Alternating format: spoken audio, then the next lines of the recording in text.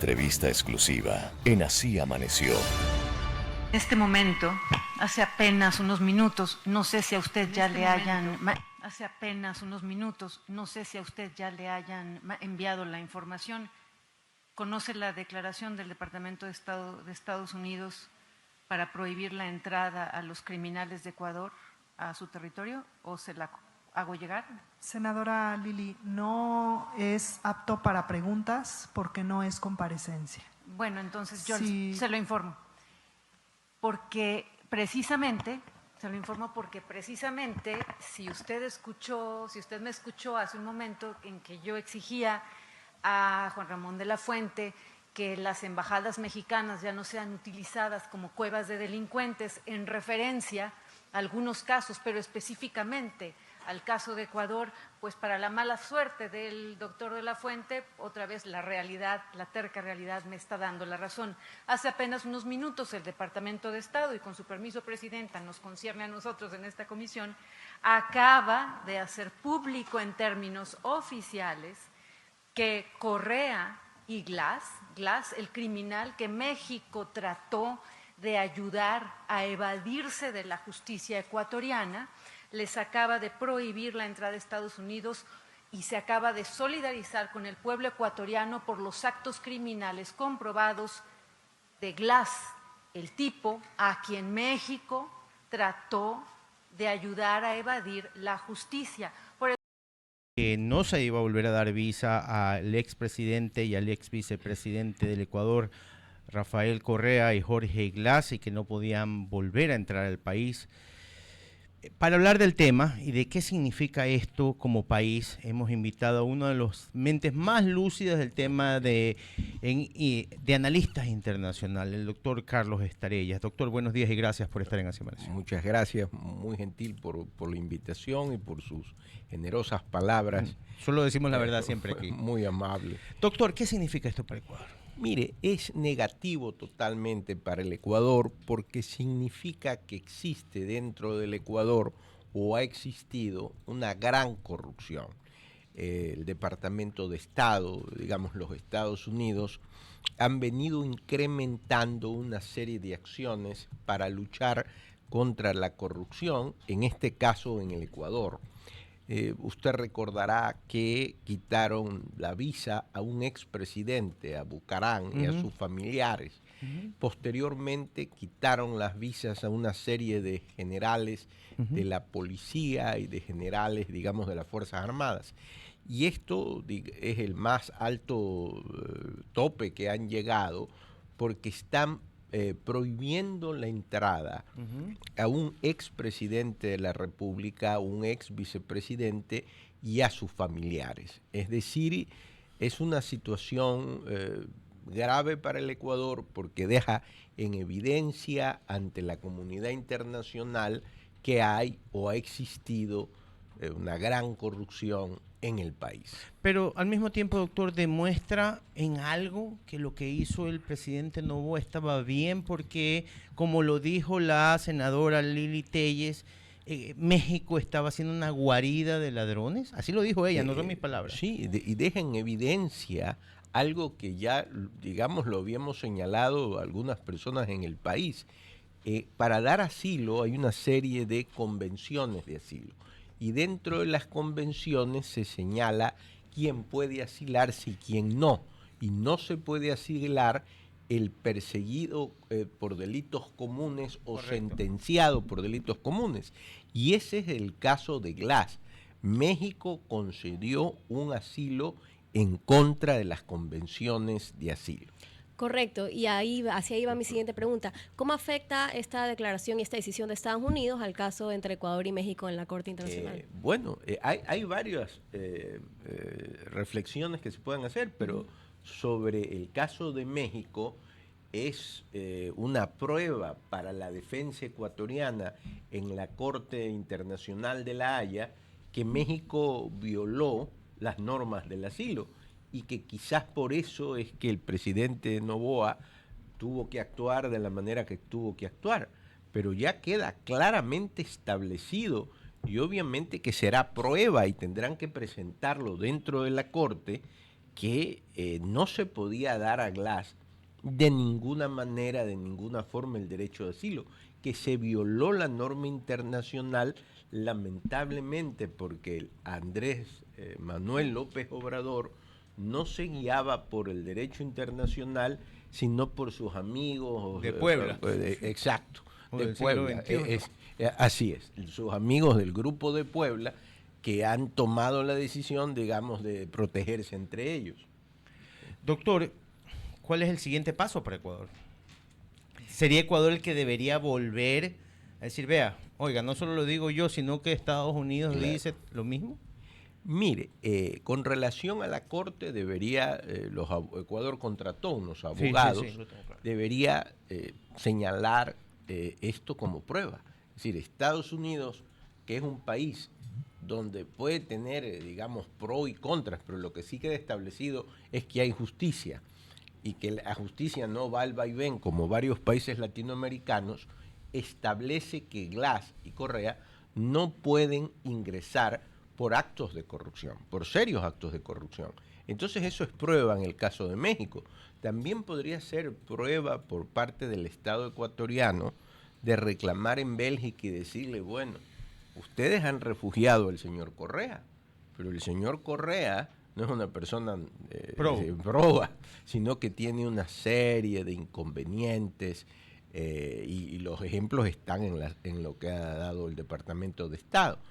Y más que nada, a mí me preocupa la imagen internacional de un contralor que fue sentenciado hace poco tiempo. En Estados Unidos. En Estados Unidos, con una cantidad de dinero, digamos, enorme, que me recuerda ese refrán que dice, sacristán que tiene cera y no tiene cerería, ¿de dónde pecata mea sino de la sacristía? Es decir, el que debía controlar el dinero del Estado era el que tenía más dinero en el Estado. Entonces, todo esto da una imagen internacional negativa del Ecuador, en el cual todos debemos unirnos para luchar en contra de ese cáncer terminal que es la corrupción en el Ecuador. Doctor Estarellas, usted mencionaba algo muy importante, que era, por ejemplo, apelar el asilo que se le está dando al expresidente Rafael Correa en Bélgica. ¿Cómo podría ser ese procedimiento y cuáles serían las consecuencias? Bueno, podría ser, yo lo hago como reflexión, podría ser uno de los casos. En esto la Cancillería tiene mucho que hacer. Tiene que hacer mucho en la defensa del Ecuador ante la Corte en La Haya a través de esta decisión del Departamento de Estado. Tiene que presentar ante Bélgica también esta decisión, decir, mire, el señor Correa no es un santo, y presentar esta decisión. Y más que nada, y aprovecho su pregunta, porque el grupo de Puebla ha utilizado esa expresión de que ellos eran perseguidos, que había pues mala intención, mala fe, persecución. Con esto deja claramente establecido que no lo hay, y la Cancillería debería ser una defensa del Ecuador, porque siempre hay un marketing político del grupo de Puebla que señala que pues Correa, Glass y los compañeros, amigos, cognados y agnados son ángeles. Entonces esto es una prueba evidente, ¿no? Doctor, pero eso se podría hacer, por ejemplo, en Bélgica. Pero ¿qué pasa con estos otros países que tienen un largo historial de recibirlos? Por ejemplo, México, por ejemplo, Venezuela, que están en esa línea. Bueno, lamentablemente con Venezuela no se puede hacer nada. Venezuela hay un dictador que se ha apropiado de un país y ha perdido las elecciones. Y el Ecuador no reconoce al gobierno de Maduro. Con México hay una nueva presidenta, pero que prácticamente sigue los mismos parámetros de López Obrador. Entonces, es positivo el video que vimos al inicio de esta senadora mexicana que en la Comisión de Relaciones Internacionales dice, mire, México está utilizando sus embajadas, como lo está haciendo, para poner a delincuentes, ¿no? Entonces, eso ya se mueve por sí solo, y la Cancillería sí debería ser, digamos, una acción positiva de hacer conocer la realidad en el Ecuador y de la realidad de estos juicios que son manipulados por el Grupo de Puebla en el exterior. Doctor, hace un par de semanas el Expreso publicó una lista de los posibles miembros del gabinete del candidato Henry Colón y usted aparecía en la lista para relaciones internacionales. ¿Cuáles serían las 5 acciones que usted cree que el Ecuador debería realizar en cuanto a la política exterior del país en caso de llegar a ser canciller? Qué buena pregunta. En primer lugar, yo conozco a Henry Cucalón desde la época de la Universidad Católica, donde fui su profesor de Derecho Internacional, y con él he mantenido y mantengo una buena amistad. Creo que es una persona correcta y que podría ser un buen gobierno de llegar a ser candidato, presidente. Me consultó el nombre y como sé la corrección del señor Cucalón, le dije que puede poner mi nombre, ¿no? Se debe hacer mucho en relaciones exteriores. Por ejemplo, usted me da una idea. Yo creo que debe de firmarse un nuevo tratado de extradición con los Estados Unidos, porque es importante todo lo que hace Estados Unidos, pero el tratado de extradición es del siglo XIX. Correcto. Hay una versión en el siglo XX y habla de delitos de telégrafo. Entonces, ¿cómo podemos hacer para extraditarlos si el tratado es muy antiguo? Y sabemos que la mayoría de las personas que delinquen en el Ecuador se van a los Estados Unidos. Pienso que hay que institucionalizar la Cancillería. La política exterior ha cambiado. La política exterior ya no solo es el Ministerio de Relaciones Exteriores como era antes. Ahora la política exterior es tan importante que influye el Ministerio de Relaciones Exteriores, pero también los medios de comunicación, también las universidades, también la sociedad civil, y debería hacerse un plan de política exterior prospectivo, es decir, ¿qué quiere el Ecuador de aquí a 50 años con relación a Colombia, con relación a Perú, con relación a la Unión Europea, con relación a China? Existir un plan, porque existe una política exterior de gobiernos, a veces de ministros y a veces de los mandos medios. Entonces, es correcto, y no siempre coinciden entre ellos. No siempre coinciden. Entonces usted no ve, algo positivo.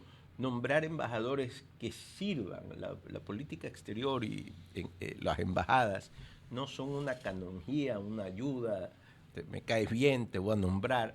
Es una responsabilidad enorme. Entonces nombrar embajadores políticos capaces y embajadores de carrera capaces. Porque si bien hay personas muy talentosas en política exterior de carrera, Marcelo Fernández de Córdoba, me recuerdo un nombre en este momento, Jaime Merchán, pero hay otros que no son tan. Entonces, hay que saber escoger. Implementar una coordinación entre la Cancillería y el Ministerio de Comercio Exterior, porque parece que a veces la Cancillería va por un lado y y el Comercio Exterior va en otro, y son dos cabezas sobre un mismo tema. Entonces, eso entre ahorita varios planes que me gusta conversar sobre esos temas con usted, ¿no? Doctor, queremos agradecerle muchísimo, hay mucho por qué hablar, lo volveremos a invitar como siempre, porque como le decía, una de las mentes más lúcidas en el tema de derecho internacional, y hay muchísimo que hablar en los cambios que hay que hacer con leyes y tratados muy antiguos, inclusive en el Ecuador. Doctor, muchísimas gracias por haber estado muy gentil por la invitación, muchas gracias. Era el doctor Carlos Estarella, como siempre lo digo, una de las mentes más lúcidas en el tema de derecho internacional. Hablamos de las consecuencias que podría tener a favor y en contra de Ecuador, que Estados Unidos le niegue la visa y entrar a Estados Unidos al expresidente Rafael Correa y su ex vicepresidente Jorge Glass, por algunos motivos que Estados Unidos consideró y el Departamento de Estado necesarios de decir, usted no vuelve a entrar a mi país, señores.